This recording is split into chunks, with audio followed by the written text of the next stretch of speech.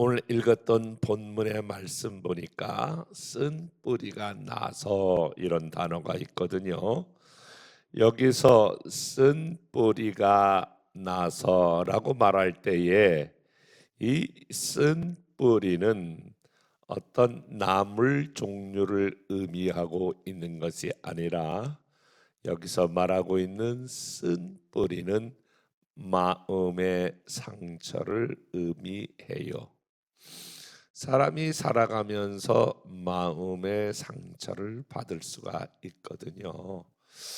마음의 상처는 우리가 어머니 태중에 있을 때부터 마음의 상처를 받을 수가 있어요. 우리가 어렸을 때에 태교라고 하는 이야기를 듣잖아요. 그 태교라고 하는 이야기를 들으면서 태교의 중요성도 듣거든요. 참 태교가 중요해. 그런데 제가 아이들을 기를 때에 또 임신했을 때 그때 그 잘 무슨 말인지 몰랐어요.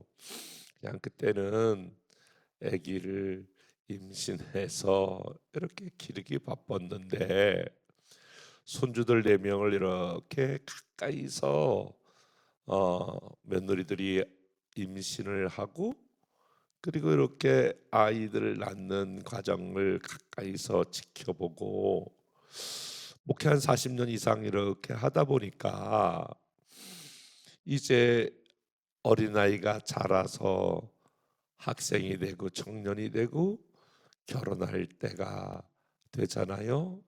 그 결혼 정년기에 들면 많이 부탁해요. 목사님 좋은 사람 만나게 해주세요. 또 기도 제목이 뭐니? 그러면 아우 좋은 배우자 만나게 해주세요.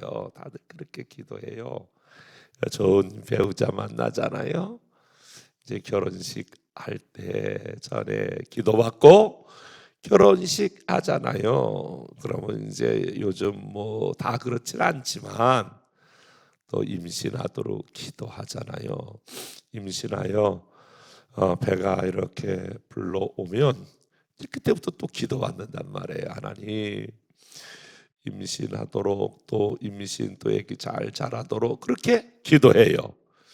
점점 이렇게 우리 교육자들도 지금 2명이다 이렇게 임신해서 1명 낳고 1명도 지금 이렇게 만삭이 돼서 아주 배 나온 걸 아주 자랑스럽게 배를 뒤뚱뒤뚱거리면서 어제도 나와서 배에 손을 얹고 기도해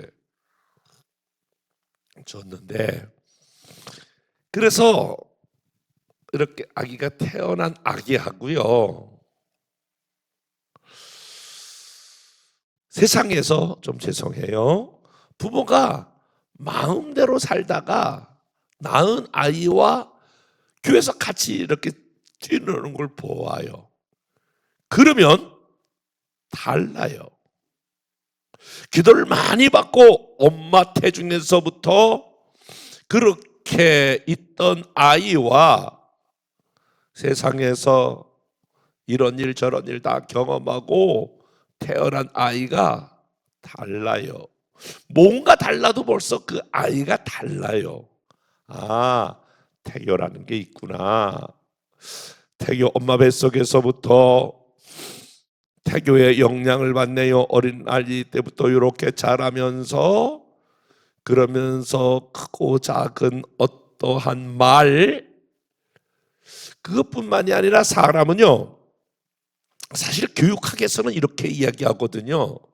사람의 말이 한 6% 되고 94%는 말하지 않아도 사람의 그 바디 랭귀지 몸으로도 모든 자기의 표현 수단을 전달한다고 그래요. 꼭 말로만 상처받는 것이 아니라 아주 인상을 쓰면서 환한 표정을 진다고 생각해 보세요. 그것이 그때 그 표정이 아주 한 사람에게는 무서운 영향을 끼칠 수가 있어요.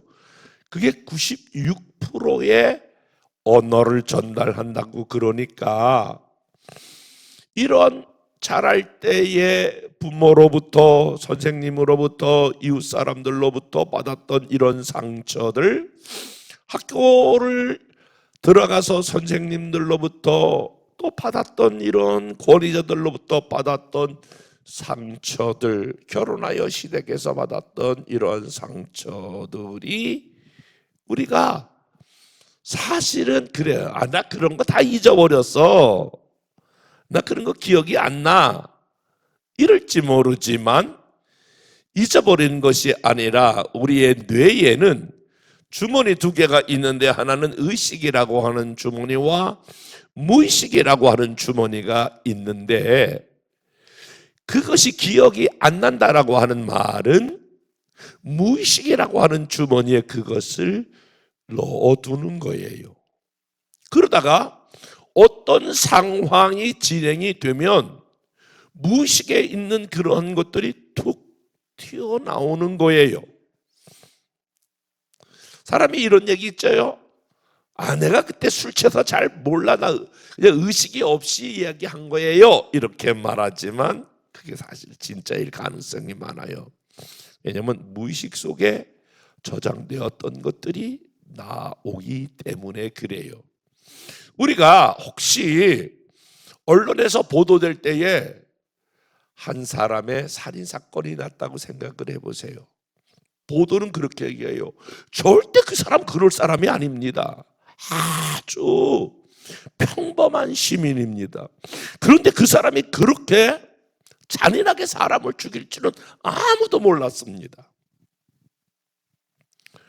의식의 세계에는 그는 자기도 모르게 굉장히 절제되고 정대한 삶을 살았지만 뭔가 그 사람의 무의식의 세계는, 기억이 나지 않는 무의식의 세계는 아주 악한 것들이 잘 기록되어 있다가 그와 흡사한 사건이 발생되면 마치 우리가 치약을 쫙 누르면 치약이 쭉 삐져나오는 것처럼 그와 같은 상처를 건드리게 되면 무의식에 있는 세계가 뛰쳐나와 자기도 모르게 돌발적인 행동을 한다, 그런 말이에요. 식물학자들에 의하면 나무를 잘라보면 나이테라는 게 있지 않겠어요? 우리들은 그것이 몇 년 되었는지 알지 못하지만 식물학자들은 연구에 의하면 이 나무가 몇 년 되었는지 다 알 수 있다는 거예요.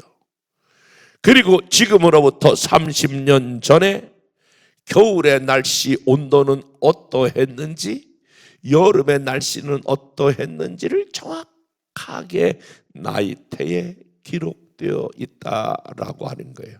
그것이 50년이 됐든 100년이 되었든 모든 나이테에는 그 해의 날씨가 기록되어 있다라고 하는 거예요. 레코딩되어 있다라고 하는 거예요.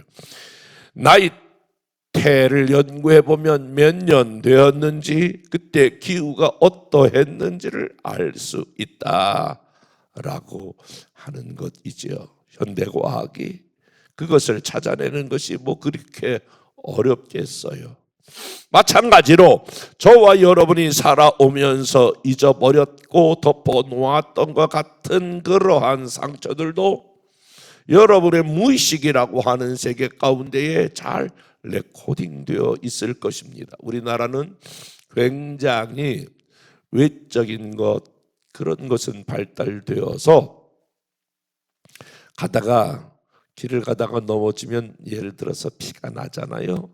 피가 나면 우리 서울에서는 소독약하고 마데카솔을 바르는데 여기는 소독약하고 뭘 바르나요?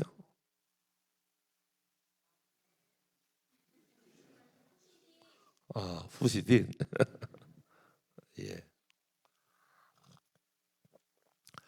뭐 다들 대등소이하지 않겠어요.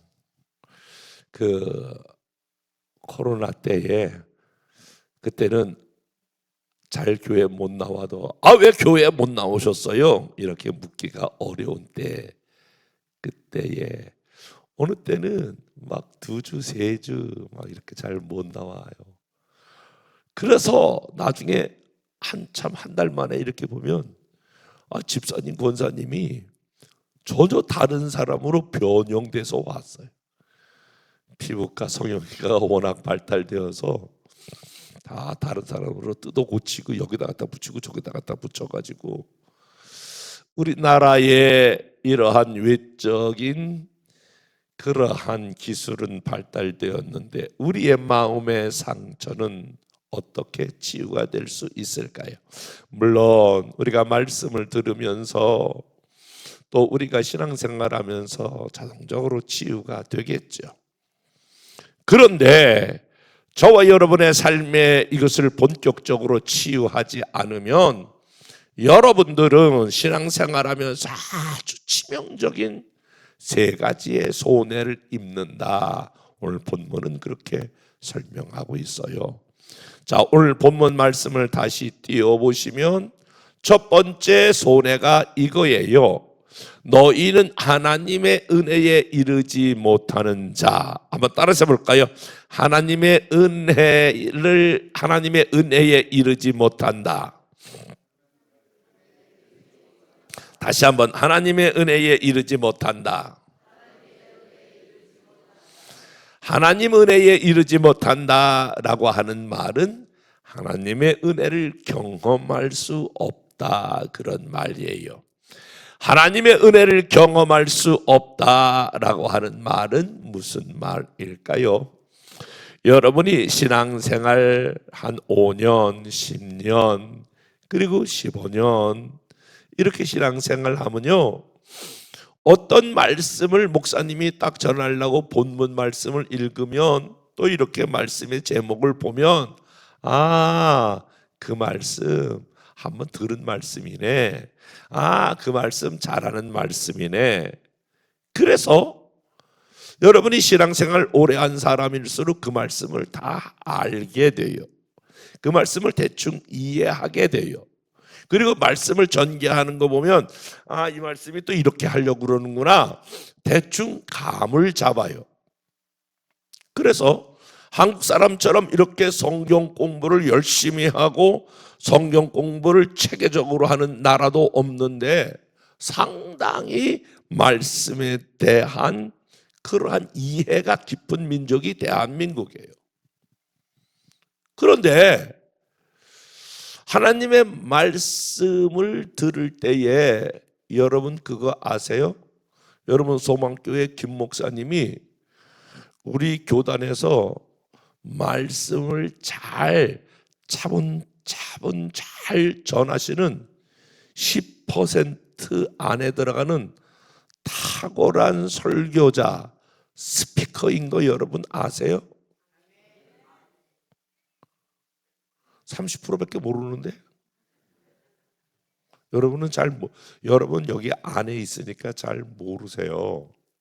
저같이 이렇게 교단 전체를 이렇게 알고 또 부흥회를 다니는 목사는 이 소문과 그리고 실제적인 것을 보는 그런 사람이 아니면 잘 모르는데, 여러분의 목사님이 우리 교단 내에 말씀을 잘 전하는 그런 최고의 설교자, 10% 안에 들어가는 스피커인 거, 설교자인 걸 믿으시면 아멘.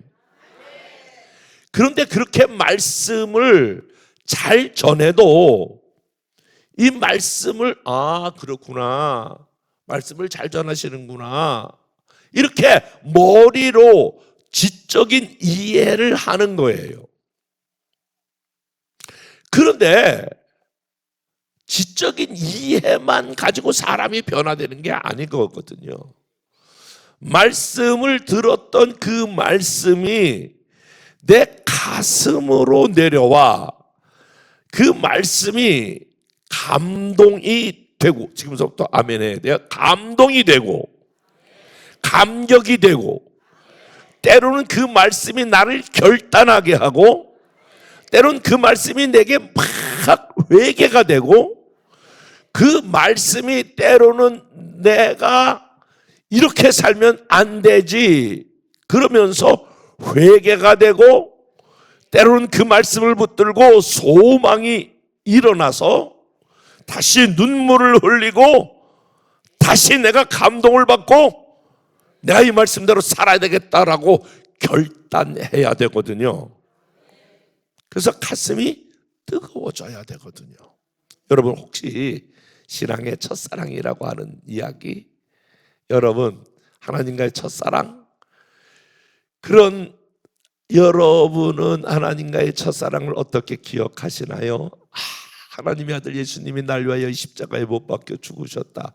그것을 그냥 머리로서만 들은 것을 우리는 신앙의 첫사랑이라고 말하지 않잖아요. 신앙의 첫사랑, 하나님의 첫사랑을, 그 사랑이 언젠가는 내 가슴으로 내려와. 맞아, 나 같은 죄인을 위하여 하나님이 그 아들 예수님을 보내셨지. 날 위해 십자가에 죽은 게 맞지. 나를 하나님을 아버지라고 부를 수 있는 그런 시간들이 있었지.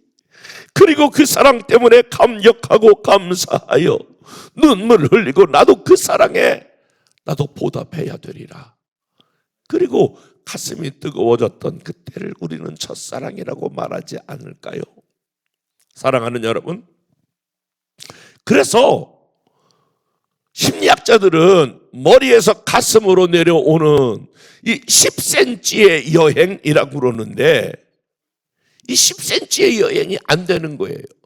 하나님의 은혜를 경험할 수 없다라고 하는 말은 마치 목에서 뭐가 걸리는 것처럼 머리는 커져가지고 하나님 말씀을 알기는 쥐방울같이 다 아는데 가슴이 뜨겁지가 않아요.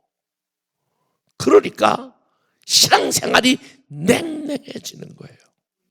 그러니까 신앙생활이 형식적이 되는 거예요.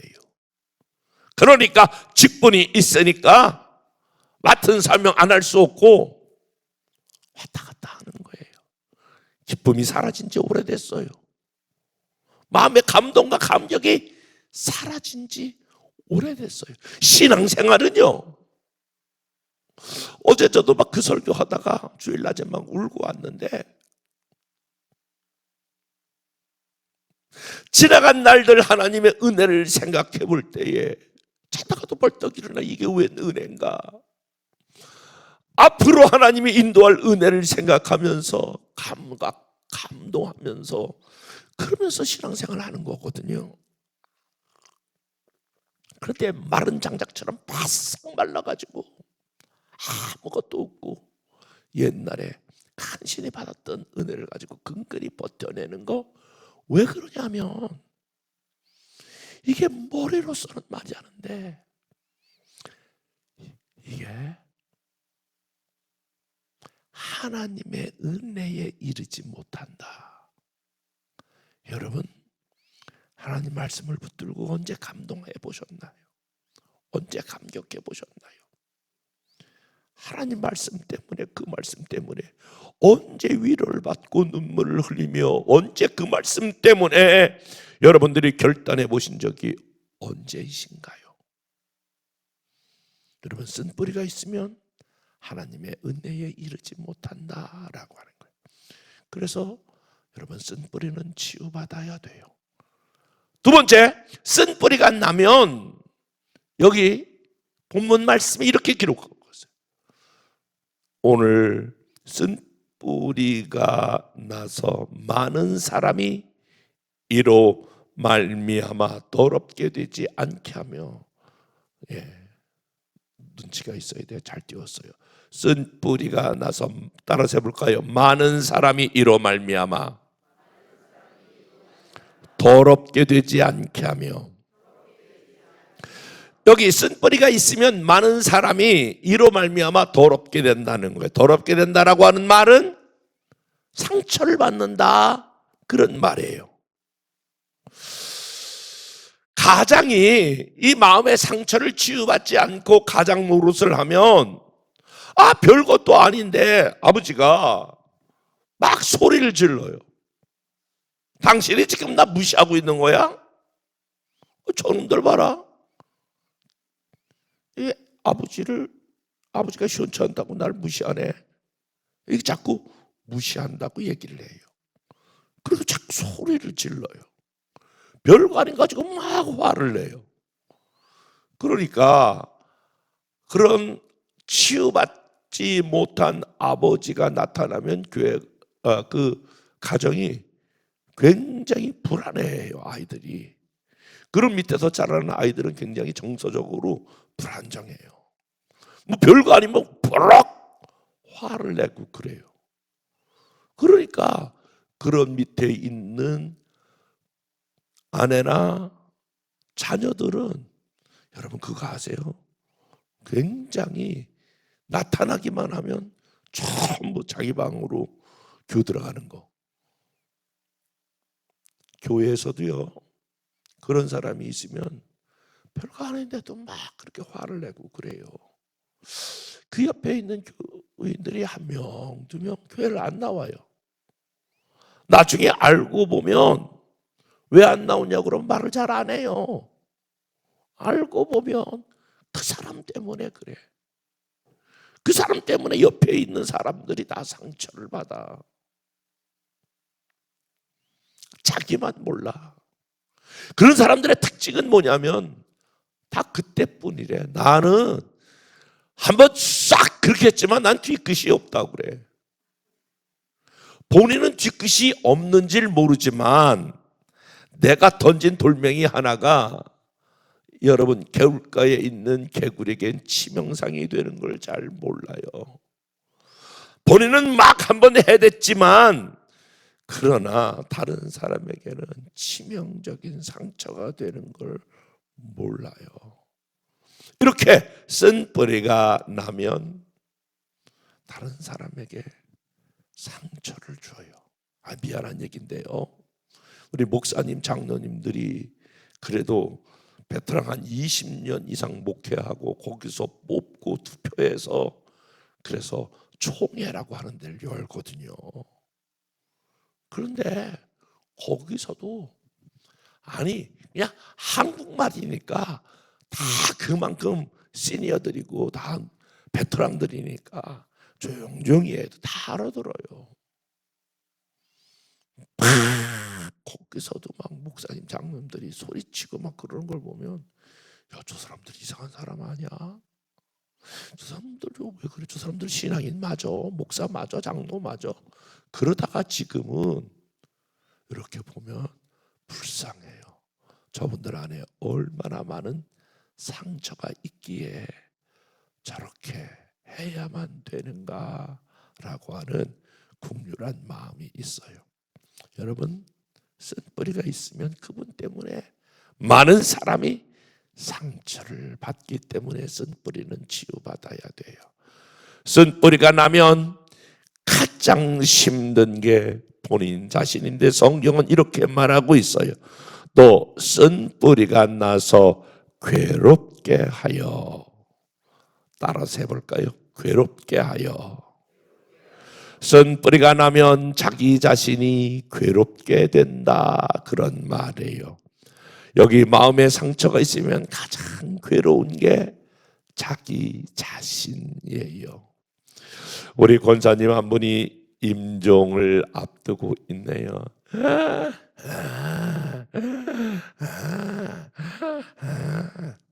목회를 오래 하다 보니까 이제 반톨파리 의사가 됐어요. 가보니까 혀가 말렸어요. 가래가 끓어요. 손발이 차가워요. 동공이 풀렸어요. 자, 임종 예배를 드립시다. 집사님 4명 오고 저하고 5명 임종 예배를 드리는 거예요. 하늘 가는 밝은 길이 1절 부르고 있는데 이분이 딱 이렇게 멈추고 좌우를 한번 싹 살피더라고요. 다시 고개를 하더니 주여, 주여, 내 영혼을 주여 받아주옵소서. 이래야 되는데 그러지 않고 좌우를 보더니 욕을 시작하는 거예요. 욕을 시작하는데 한 번도 제가 듣도 보도 못한 욕을 막 시작하는 거예요. 그러니까 이제 빨리 알아차리죠. 아, 이렇게 사람이 죽을 때가 되면 악한 원수 마귀도 역사하는구나. 찬송을 바꿨어요. 마귀들과 싸울 찬양을 바꿔서 악한 원수 마귀를 대적하는 찬송을 부르고 기도를 하고, 그렇게 다시 다시 딱 멈췄어요. 그리고 좌우를 다시 한번 보더니 아까보다 더 심한 욕을 시작하는 거예요.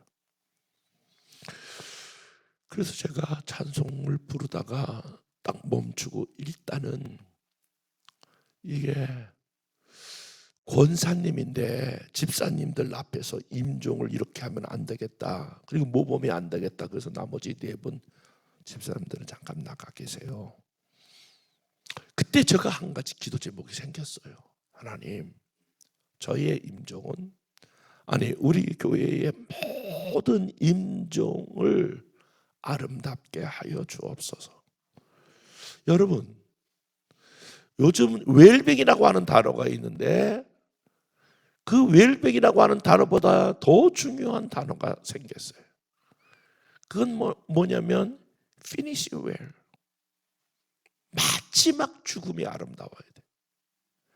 여러분, 여기 보니까 연세 드신 분이 그렇게 많지 않은 것 같은데, 마지막 저와 여러분의 죽음이, 미안해요, 치매 걸리거나 다른 소리 하지 아니하고 하나님 앞에, 자녀들 앞에 아름답고 멋진 죽음이 되기를 주님의 이름으로 축복해요.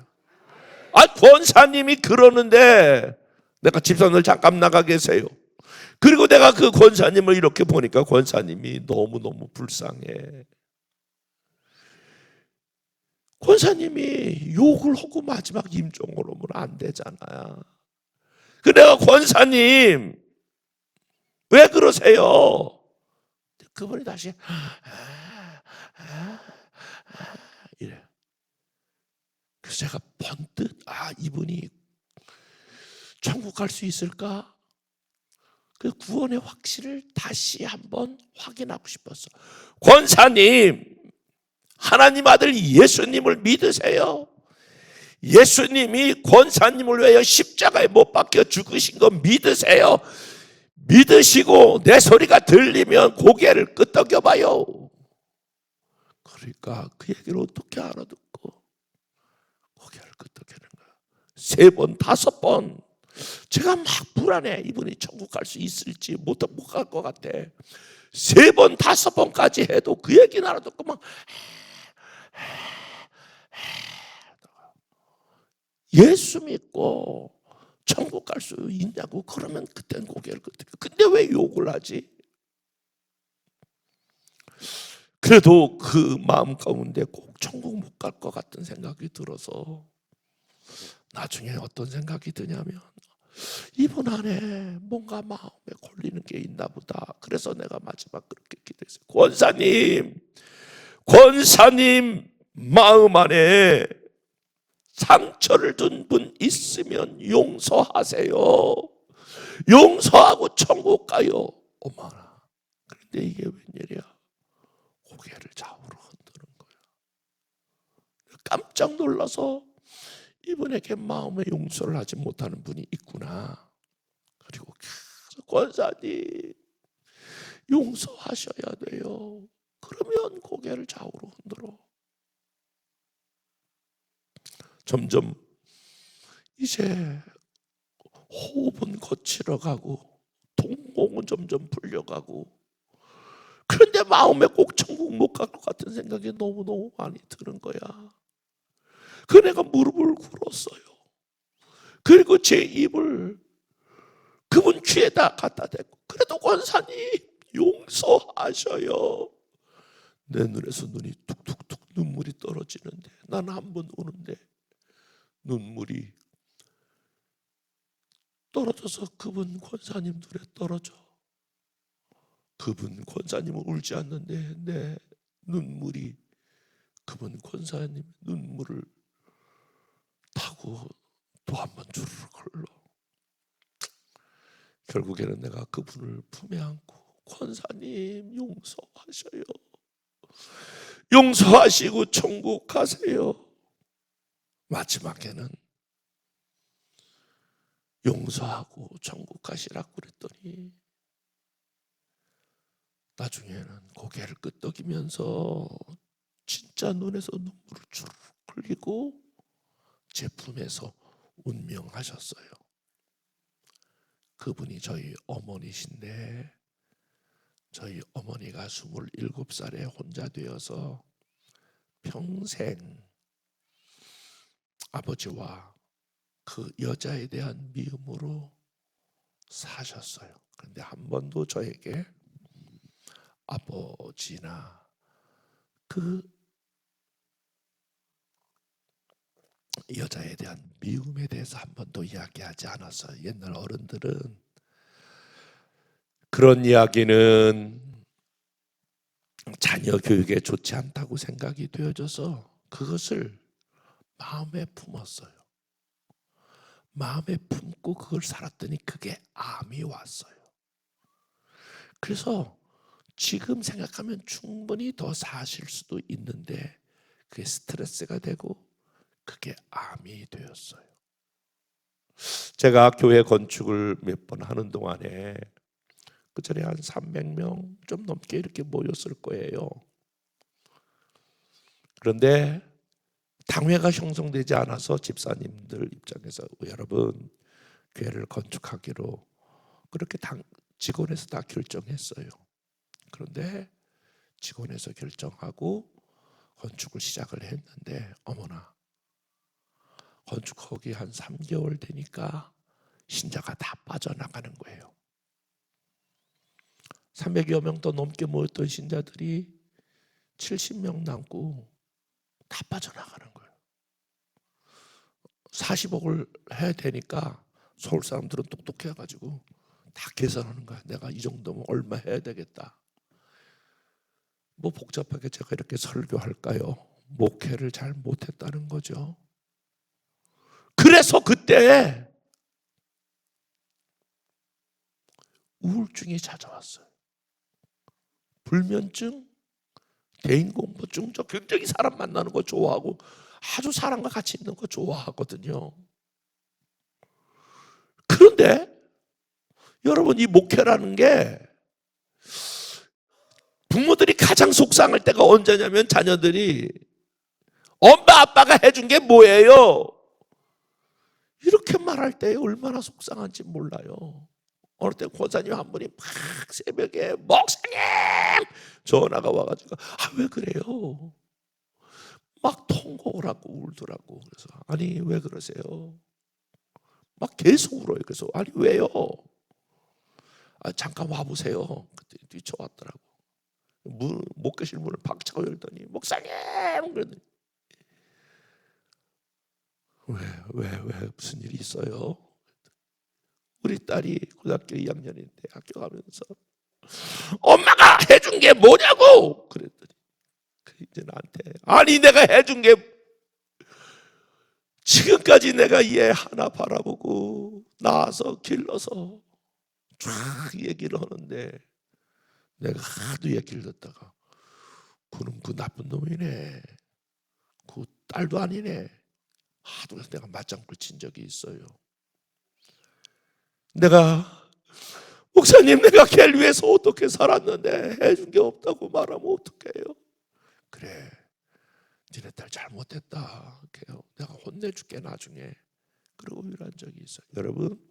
여러분이 이 자리까지 나와서 여러분이 예배 드릴 때에 여러분 했었죠. 노력했죠. 수고했죠. 그래서 여기까지 오셨잖아요. 그런데 아니에요. 여러분이 알게 모르게 이 자리에 오기까지 영적인 지도자인 목사님께서 많이 눈물을 흘리셨어요. 많이 기도해서 알게 모르게 여러분이 영적인 수많은 손길들이 여러분 곁을 지나갔어요. 그래서 여러분이 이 자리에까지 오게 된 줄로 믿습니다. 그런데 신자들이 다 빠져나가는 거예요. 그래서 내가 우울증, 불면증 그런 것 때문에 제가 마음에 상처를 받으니까 그런 질병이 있더라고요.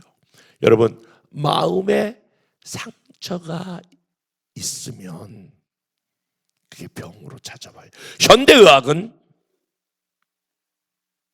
뭘 밝혀냈냐면 스트레스를 받으면 그것이 질병으로 이어진다라고 하는 게 현대의학의 발견이에요.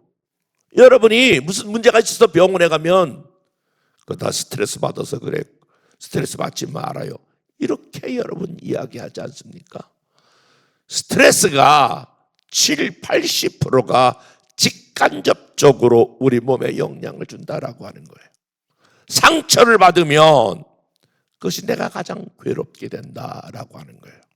사랑하는 여러분, 쓴뿌리가 나면 하나님의 은혜를 경험할 수 없고 다른 사람에게 상처를 주고 내가 괴롭게 되므로 이 쓴뿌리는 반드시 뿌리를 뽑아야 합니다. 쓴뿌리가 치료받기를 원하시면 아멘. 오늘 이 시간을 기점으로 해서 남은 8번째 모든 시간을 통하여 하나님이 저와 여러분 안에 의식적으로 쓴뿌리가 기억나거든 무의식적으로 여러분 안에 모르는 쓴뿌리일지라도 다 같이 한번 이번엔 크게 아멘 하셔야 돼요. 여러분 안에 있는 쓴뿌리가 치유받기를 원하시면 아멘. 두 손 들고 아멘. 조금 덜한데 그냥 가지고 가려고 그러나? 이번 집회에 완전히 쓴뿌리가 치유받기를 원하시면 아멘. 그러면요, 이거는 성경이 공식적으로 이야기하는 거예요. 쓴뿌리가 치유받기 위해서 첫 번째 해야 될 일은 시편 62편 8절 말씀 다 같이 읽어보겠습니다. 시작.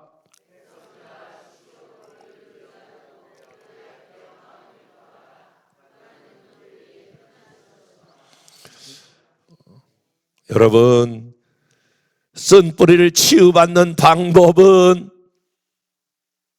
하나님 앞에 마음을 터야 돼요. 여러분 생각해 보세요. 지금 당장 여러분이 만약에 한 300만 원이 필요하다고 생각해요. 그러면 여러분이 부모 형제들에게 전화를 걸어요. 얘야, 내가 지금 돈 300만 원이 급히 필요해. 나 300만 원만 구워줘. 나 300만 원이 필요해. 여러분이 그렇게 생각한다고 생각을 해보세요. 300만 원이 적응 한 500만 원 올려볼게. 500만 원. 그러면 3번만 전화해 보신다고 생각해 보세요. 그러면 빌렸어요? 또 한 번 전화해요? 그리고 찾아간다고 생각해 보세요. 여러분의 형제들도 이렇게 반응할 가능성이 다분해요. 부모일지라도. 아우, 쟤는 또 전화했네. 아우, 쟤는 또 전화 왔어. 여러분, 사람은 그래, 너 지금 돈 필요해서 전화했지? 내가 돈 갖고 기다리고 있어. 이럴 형제가 여러분 많을 것 같지만 그렇게 하지 않을 거요. 여러분의 문제를 가지고 사람을 찾아가 보세요. 여러분과 동일한 입장이 아니기 때문에 상대방이 여러분을 이해하는 데는 한계가 있어요. 그렇기 때문에 오늘 백성들아, 하나님을 의지하여 그의 앞에서 마음을 토하라. 아멘.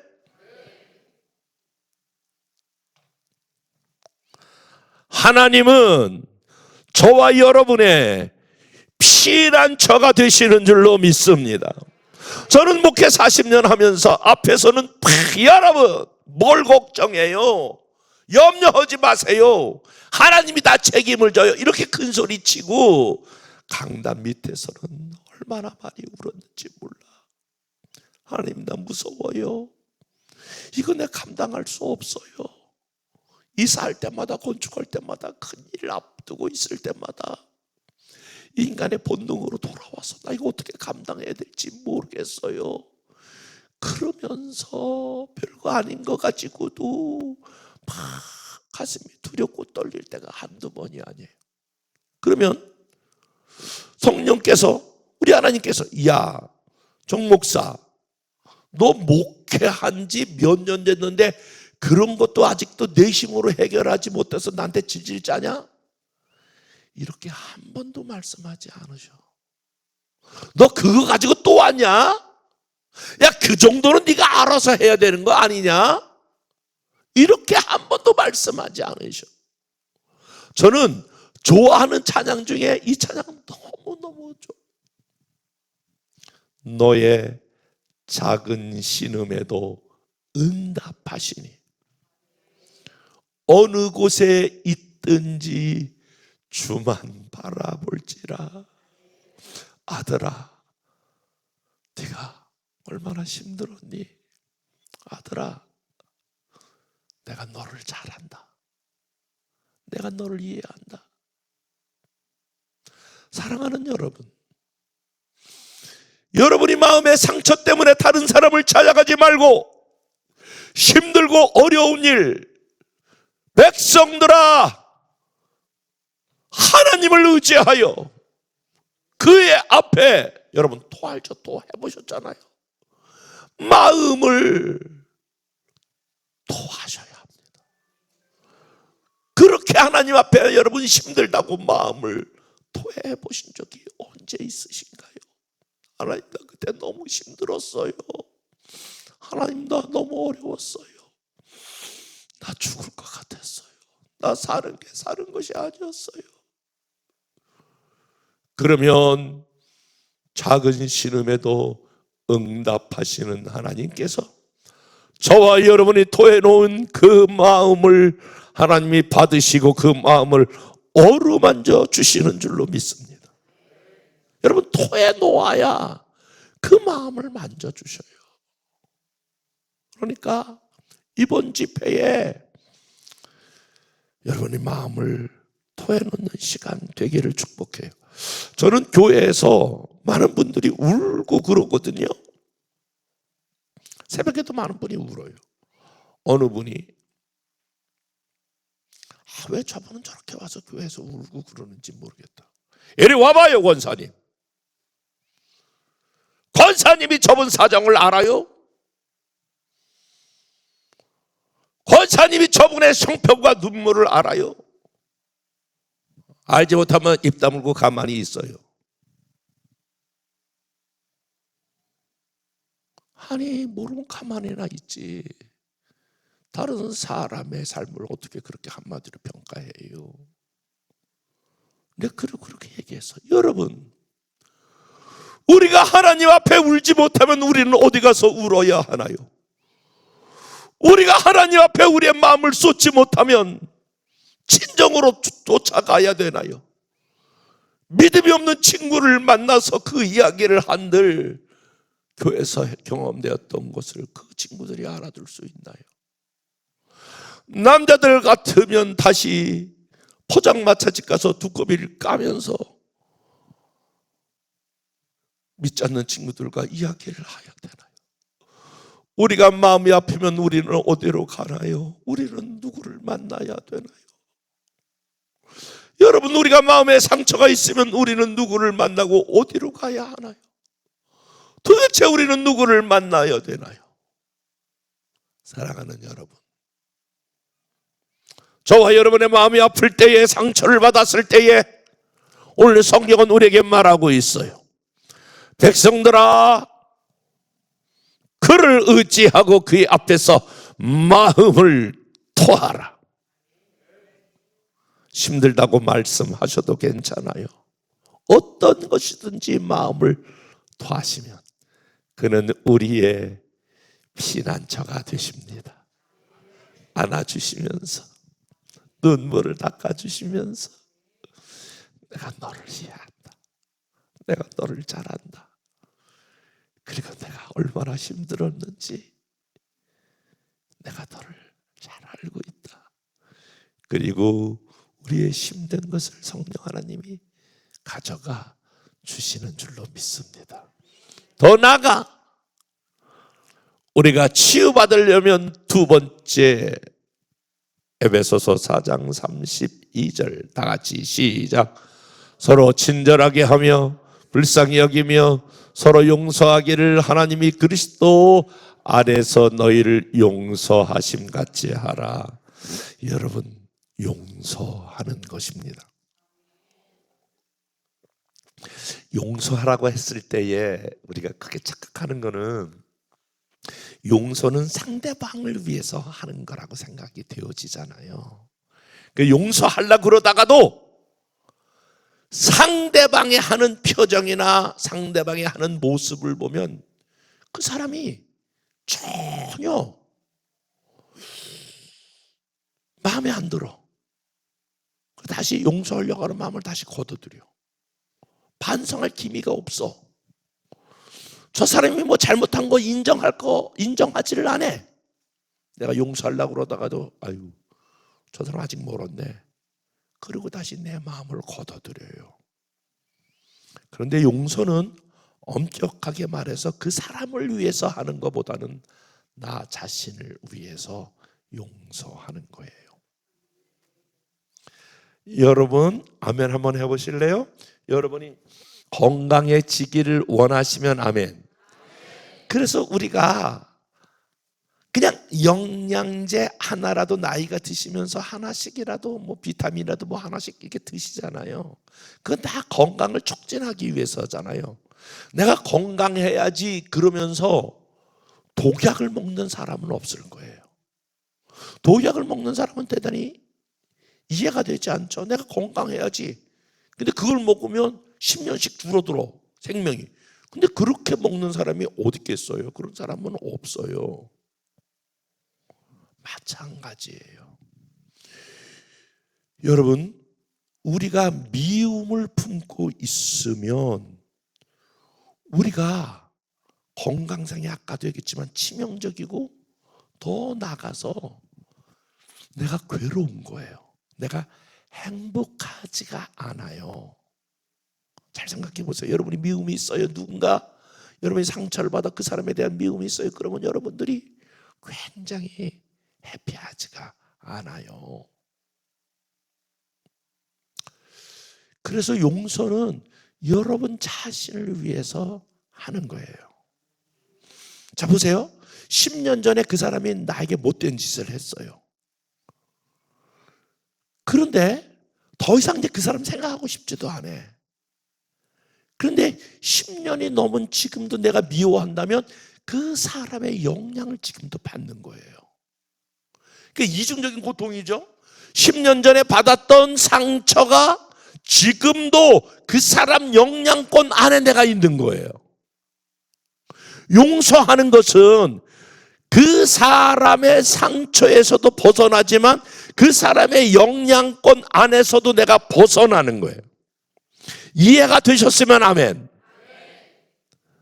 용서한다라고 하는 말은 더 이상 그 사람의 영향권에서 내가 벗어난다라고 하는 거예요. 저는 평생 아버지를 복수하면서 살라고 그렇게 마음먹었던 사람이에요. 죽이려고 그 복심에 이글거렸던 사람이에요. 예수님을 만났어요. 하나님을 만났어요. 하나님이 나의 아버지가 되어주셨어요.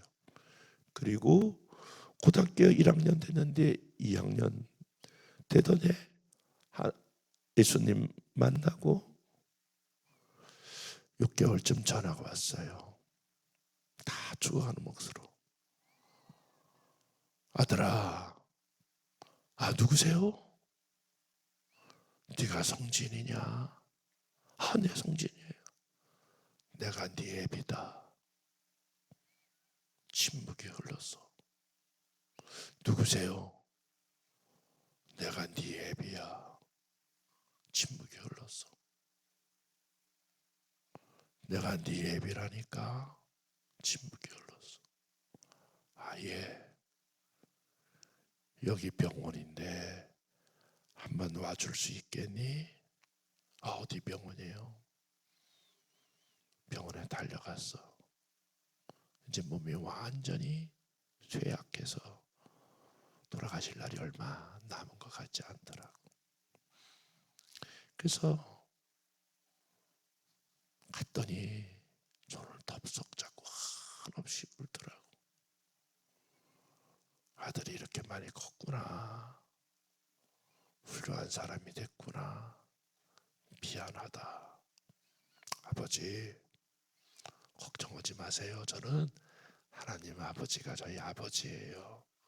아버지 용서하고 아버지 사랑하고 축복하고 그리고 복음을 전했어요. 그리고 예수 믿었어요. 그리고 잘 장례를 치러드렸거든요. 제가 저에게 건축할 때 상처를 주었던 사람들 다시 건축을 했는데 하나님의 은혜로 건축을 다 마치게 되고 교회가 부흥됐어요. 그때 나갔던 사람들 다시 다 초청을 해서 그리고 그분들과 함께 홈커밍 데이를 해서 지금도 그 사람들하고 너무 친하게 지내요. 물론 저희 교회 나오지 않아요. 다 용서하고 용서하는 그때의 내 우울증, 불면증 그리고 가지고 있었던 대인공포증 하나님이 치료해 주었어요. 여러분이 잘 모르시는데 제가 교단 부총회장을 3번 나갔는데 3번 다 떨어졌어요. 이건 여러분은 전혀 별로 안 놀라는 사건인데 이건 우리 교단의 어마어마한 뉴스야. 그런데 저를 돕겠다고 제 캠프에서 아주 캠프 요원으로 뛰었고 매주일 모여서 밥도 먹고 때로는 교통비도 드리고 그런데 나중에 알고 보니까 저쪽 캠프에서 열심히 뛰고 있었어. 그런 분들이 굉장히 많아. 이게 무기명 투표인데 나중에 다 알게 돼. 와, 전문적인 용어로 완전히 배신 때렸어. 그분들이 다 목사님, 장로님들이야. 그것도 한두 번이 아니고 3번씩이나. 그래서 표가 막 200표 이상 차이가 나. 아니 목사님 걱정하지 마세요. 내가 목사님만 돕고 누굴 도와요. 걱정하지 말아요. 걱정하지 마. 이런 분들이 꽤 돼. 나는 순진해가지고 그렇죠. 똥물뱅이. 근데 나중에 보니까 저쪽에서 다 운동을 해. 그리고 또 만나. 저 사람 나 찍는다고 그러고 안 찍었지. 그러면 내가 목회를 못해요. 병들어 쓰러졌을 거예요. 미운 마음 때문에. 그런데 그 날로 하나님 그분들도 다 사정과 형편이 있어서 그럴 거예요. 용서를 선포합니다. 그리고 제가 자유로워졌어요. 여러분, 여러분에게 상처를 주신 분이 있다면 용서해야 여러분이 거기서 해방됩니다. 그래서 오늘 용서를 선포하고 3번째 마지막으로 에베소 5장 18절 다 같이 읽겠습니다. 시작. 술 취하지 말라. 이는 방탕한 것이 오직 성령의 충만을 받으라. 여러분, 술과 성령은 중요한 건 둘 다 취한다라고 하는 말은 지배를 받는다라고 하는 거예요. 술은 세상의 지배를 받는 것이고 성령은 성령의 지배를 받는 거예요.